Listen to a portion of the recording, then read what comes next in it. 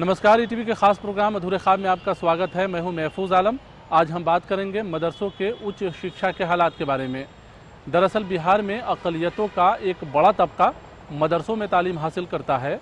बिहार मदरसा education board से हर साल 1,30,000 बच्चे इम्तिहान देकर फारिग होते हैं और हर साल करीब 30,000 बच्चे उच्च शिक्षा की तालीम हासिल कर रोज़गार की तलाश में निकलते हैं। लेकिन आपको जानकर हैरानी होगी कि मदरसों के उच्च शिक्षा की हालत बेहद ख़राब है।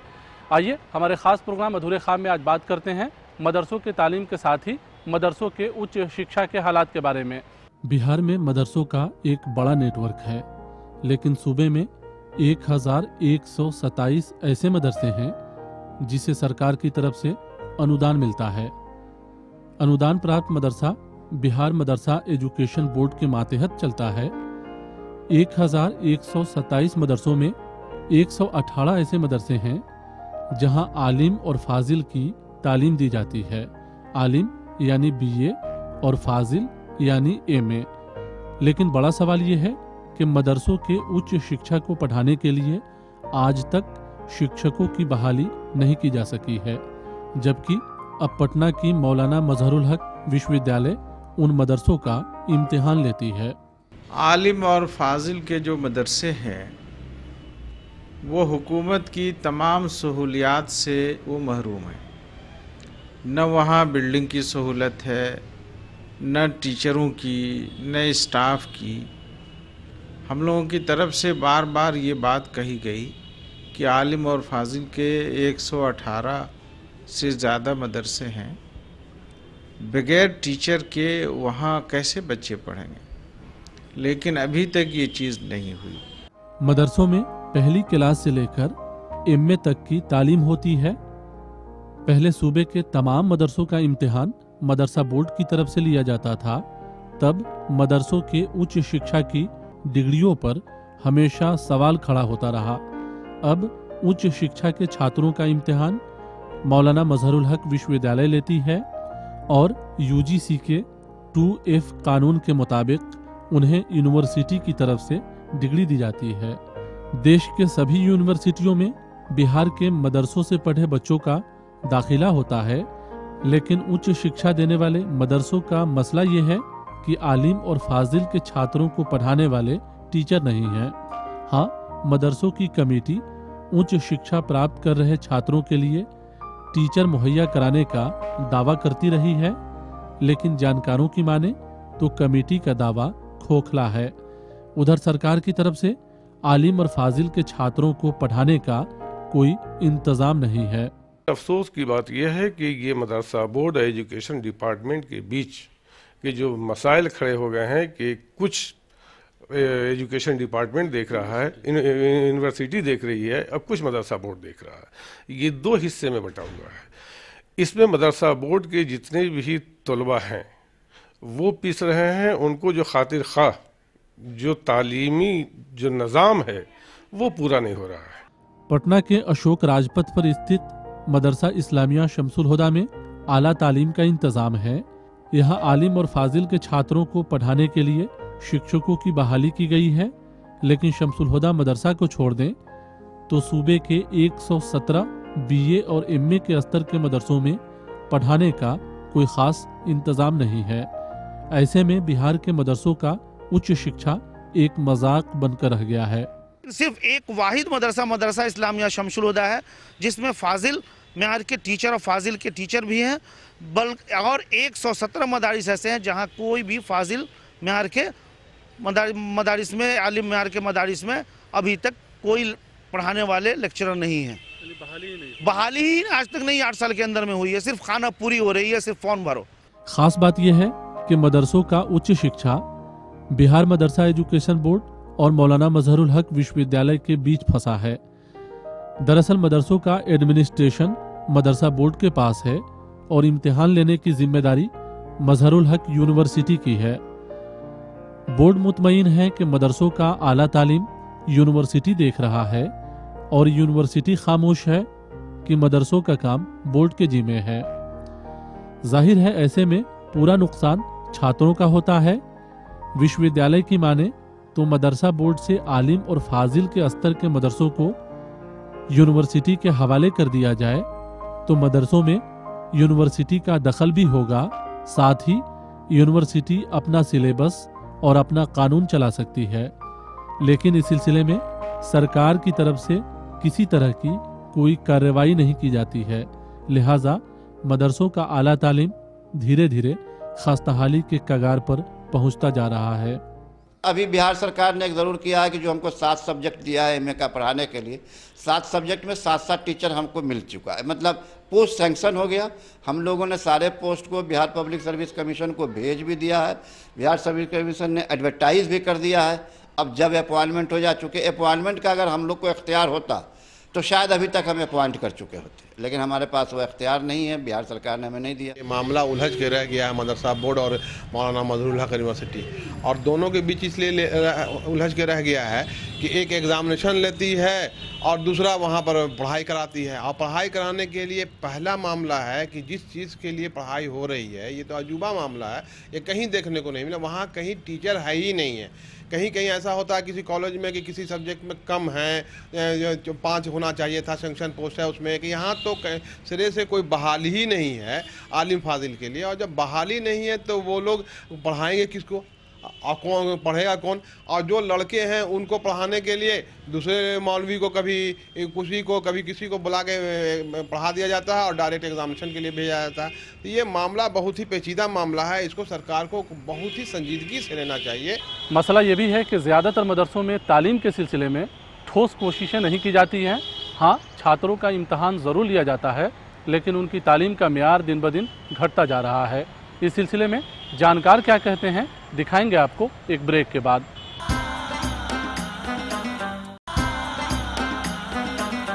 ब्रेक के बाद एक बार फिर से आपका स्वागत है। हम बात कर रहे हैं मदरसों के उच्च शिक्षा के हालात के बारे में।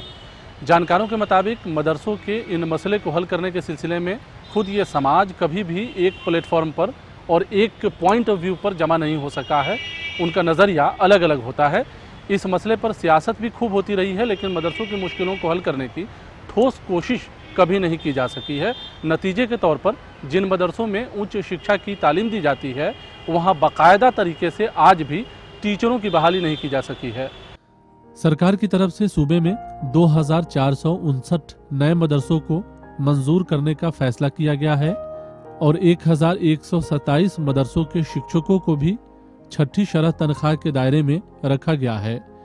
ये बात और है कि मदरसों के शिक्षकों को आज भी स्कूलों के टीचरों की तरह समान सुविधा देने की मांग बदस्तूर कायम है। उन्हें मेडिकल, पेंशन और रिटायरमेंट के बाद मिलने वाली सहूलतें हासिल नहीं है। ऑल बिहार मदरसा टीचर एसोसिएशन आज भी समान सुविधा देने की मांग पर अड़ा है। उधर मदरसों का उच्च शिक्षा टीचरों की कमी के कारण पूरी तरह से प्रभावित है, लेकिन इसके मुताल्लिक किसी भी तरह की कोई मांग नहीं की जा रही है। जानकारों ने इस बारे में ये कहा है। कंपटीशन का माहौल है, मुकाबले की तालीम है, एक्सीलेंसी का ज़माना है, फजीलत का दौर है, तो ऐसे दौर में सिर्फ इम्तिहान दिला देना ये कमाल तो नहीं है। पूरे बिहार का तालीमी निज़ाम चौपट है और मदरसे का निज़ाम बहुत ही ज़्यादा चौपट करके रख दिया गया है। और आलिम और फाजिज को जहाँ आज साइंसी उलूम से जोड़ना चाहिए था, चाहे कि साइंसी उलूम से उनको जोड़ा जाए, उनके जो रवायती तालीमी निज़ाम था वो भी चरमरा गया है। इसलिए वो पूरे तौर पर बदनवानी का समझिए कि एक जरिया बन के रह गया है। बुद्धिजीवियों के मुताबिक मदरसे ग्रामीण इलाकों के बच्चों को तालीम से जोड़ने का बड़ा कारण बनते हैं, लेकिन बुनियादी तालीम के अलावा मदरसों में उच्च शिक्षा देने की व्यवस्था नाम के बराबर है। साथ ही जिन मदरसों में उच्च शिक्षा दी जाती है वहां पढ़ाने वाले टीचर ही नहीं हैं, जबकि हर साल करीब 30,000 छात्र आलिम और फाजिल का इम्तिहान देते हैं। ऐसे में उन छात्रों की पढ़ाई कैसे होती है, ये भी अपने आप में एक सवाल है। आलिम फाजिल के टीचर होने चाहिए और जो यूनिवर्सिटी है मौलाना मजहरूल हक यूनिवर्सिटी, इसको देखना चाहिए। और हम लोग भी अगर ऐसा है, हम जहाँ तक सुना है कि 118 मदरसे ऐसे हैं जहाँ आलिम फाजिल की पढ़ाई होती है, तो हम लोग हुकूमत से रुजू करेंगे। हम समझते हैं हुकूमत भी कोई मुस्बत कदम उठाएगी इस सिलसिले में। उधर इस सिलसिले में मौलाना मजहरूल हक विश्वविद्यालय का दूसरा ही तर्क है विश्वविद्यालय की माने तो मदरसों का आला तालीम खटाई में पड़ा है। विश्वविद्यालय के मुताबिक सरकार की तरफ से उन्हें सिर्फ इम्तिहान लेने की जिम्मेदारी दी गई है, लिहाजा वो इम्तिहान लेते हैं और छात्रों को डिग्री देते हैं। यूनिवर्सिटी के प्रोवीसी तौकीर आलम कहते हैं कि सरकार को मदरसों की उच्च शिक्षा पूरी तरह से यूनिवर्सिटी के हवाले करना चाहिए। मौलाना मजहरूल हक अरबी और फ़ारसी यूनिवर्सिटी का वजूद अमल में आ चुका था, तो बिहार सरकार ने सोचा कि साहब अब हमें इसको ट्रांसफ़र इधर कर देते हैं। और जब इधर ट्रांसफ़र हो गया तो बस मेरा काम सिर्फ ये है कि हम उनका फॉर्म भरवाते हैं, उनका एग्ज़ामिनेशन लेते हैं, उनका रिज़ल्ट निकालते हैं, उनको डिग्री दे देते हैं, मेरा काम ख़त्म हो गया वहाँ पर। फिर यही अगले साल फिर यही काम हम दोहराते हैं, फिर फॉर्म भरवाते हैं, एग्ज़ामिनेशन लेते हैं, रिज़ल्ट निकालते हैं, डिग्री देते हैं, काम खत्म। ये काम हम पिछले 5-6 साल से उनका ये यूनिवर्सिटी कर रही है। तो अब हम लोगों ने इस पर सोचा है कि साहब बिहार सरकार को हम लोगों ने कहा कि साहब इसका इस्टेब्लिशमेंट आप हमको दीजिए, ताकि हम इस मदरसे के एग्ज़ामिनेशन भी तो लेते ही हैं, लेकिन यहाँ पढ़ाई का सिलसिला हम शुरू करा सकें और वो मेरी निगरानी में आवे। तौकीर आलम ये भी कहते हैं कि यूनिवर्सिटी मदरसों के उच्च शिक्षा को पूरी तरह से देखने लगेगी तो जहां मदरसों के आला तालीम का मसला हल होगा, वहीं शिक्षकों की बहाली का रास्ता भी साफ हो जाएगा। उनके मुताबिक इस पहल से विश्वविद्यालय को भी फायदा होगा। एक ही झटके में विश्वविद्यालय के मातहत पूरे बिहार में 118 कॉलेज हो जाएंगे, लेकिन इस सिलसिले में सरकार और मदरसों के इंतजामिया की एक राय बन पाएगी कहना मुश्किल है।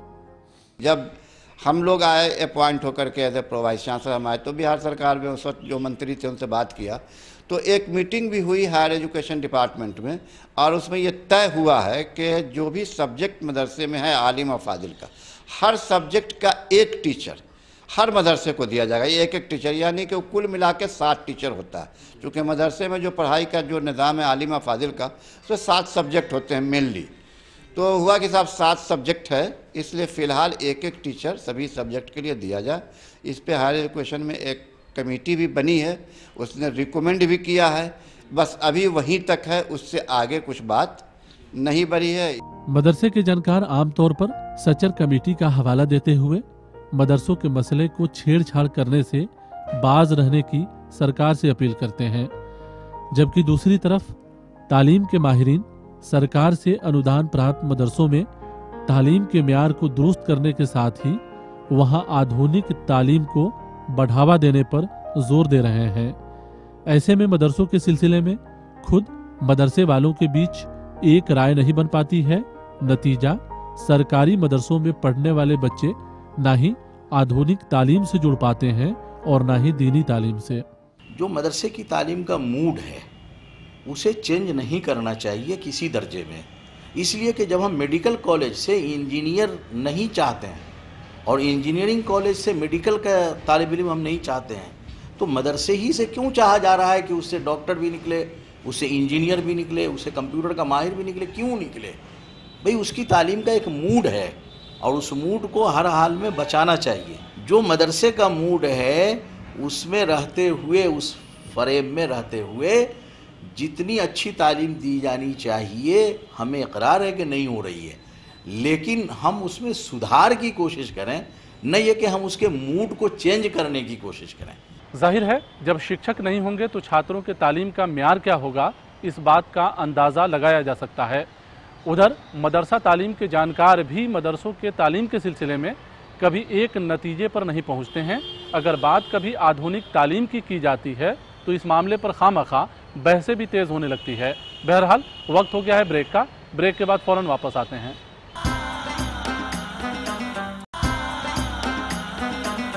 ब्रेक के बाद एक बार फिर से आपका स्वागत है। हम बात कर रहे हैं मदरसों के उच्च शिक्षा के हालात के बारे में।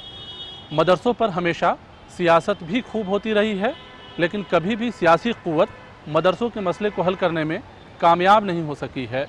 वजह चाहे जो हो, लेकिन आज भी सियासी लोग कहते हैं कि मदरसों के उच्च शिक्षा को रोज़गार से जोड़ा जाना चाहिए, वहाँ आधुनिक तालीम का इंतज़ाम होना चाहिए, साथ ही पहली फुर्सत में उच्च शिक्षा देने वाले इदारों में शिक्षकों की बहाली को यकीनी बनाना चाहिए। उधर सूबे में होने वाले सभी चुनावों में मदरसों के मसले सियासी पार्टियों की तरफ से उठाए जाते रहे हैं।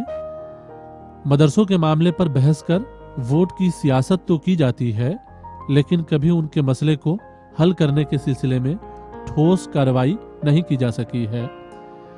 जानकारों ने सरकार से अपील की है कि पहली फुर्सत में उच्च शिक्षा देने वाले मदरसों को सरकार मदरसा बोर्ड से अलग कर मजहरुल हक यूनिवर्सिटी के हवाले करे।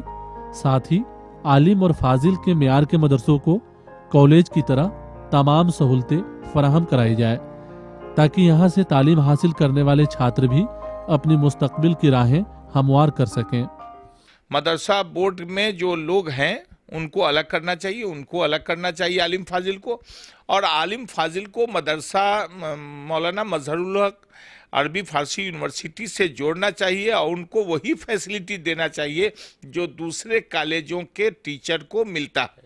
कंस्टिट्यूएंट कॉलेज को उसी तरह से ट्रीट करना चाहिए, उसी तरह से फैसिलिटी देना चाहिए, उसी तरह से पढ़ाई का इंतजाम करना चाहिए। पूर्व मंत्री शाहिद अली खान ने सरकार से अपील की है कि आलिम और फाजिल के मदरसों में वेतनमान पर शिक्षकों की बहाली की जाए। साथ ही कॉलेज में दी जाने वाली सुविधाओं को उच्च शिक्षा देने वाले 118 मदरसों में भी नाफिज किया जाए। 1980 से पहले 80 के बाद भी सभी हाई स्कूल में फारसी का टीचर रहता था। एक फारसी सब्जेक्ट को हटा दिया गया।